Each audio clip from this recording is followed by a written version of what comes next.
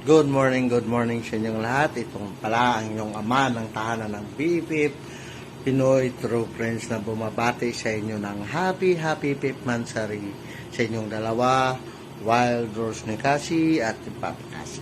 So, salamat at ang BFF, Pinoy True Friends, naging bahagi at naging saksi sa inyong pagmamahalan sa larangan ng imo at hindi lang sa imo, sana maging sa totoong buhay at tumagal pa kayo at marami pa tayong gaganaping mansari sa inyong dalawa dito sa larangan ng imo at saka patandaan sa isang relasyon natural lang ang may away dahil dyan nagpapatunay sa pamagitan ng pagtampuhan, away at batian ang tunay na pagkakaibigan ninyong dalawa. Pangit ang isang relasyon na walang pagtatalo o pag-away. Basta ang importante, walang hiwalayan.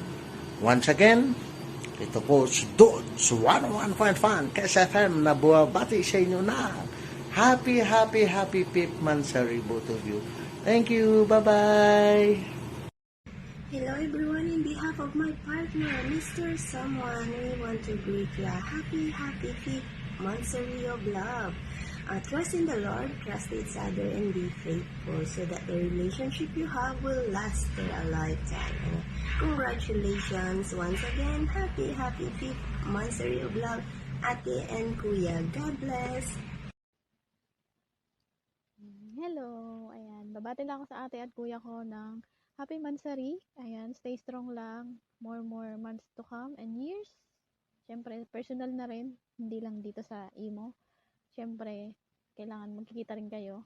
Kasi para sulit yung murahan nyo. Nangyari man lang sa personal. Ayan, kahit na nagiging nagmumurahan, nagbibiruan. Siyempre, alam ko namang mahal na mahal yung isa't isa. Ayan. Lagi lang iisipin na mahal yung isa't isa para hindi magka-personalan. minsan iba na lumalabas eh. Ayan, shout out sa inyong dalawa. Ayan, basta nandito lang ako lagi sa inyo pag kailangan nyo. Ayan, one call away lang ate, alam mo yan.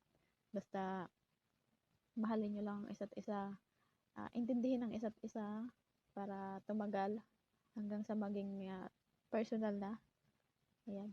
Basta ingat lang lagi. Ayan. Nandyan si God para gabayan kayo. Ingat-ingat and happy Mansari! Good evening everyone.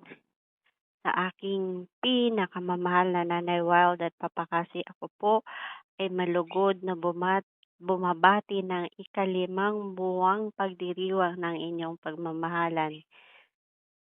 Simula 1st, 2nd, 3rd, and the 5th Motmot, kami po ay naka-witness ng inyong pagmamahalan. So, ako po ay malugod na nagagalak at nagkaroon ako ng pribilehiyo na mabati ko kayong dalawa. Alam niyo yan, mahal na mahal ko kayong dalawa at stay strong. Lagi niyo pong magiging sentro si God sa lahat ng bagay at lalong-lalo na po sa inyong relasyon. I love you both and see you soon! Hello everyone, I'm Laila from BFF Family. I wanna greet a happy 5th Mansari po sa inyo, Mommy Wild Rose at Papa Kazi.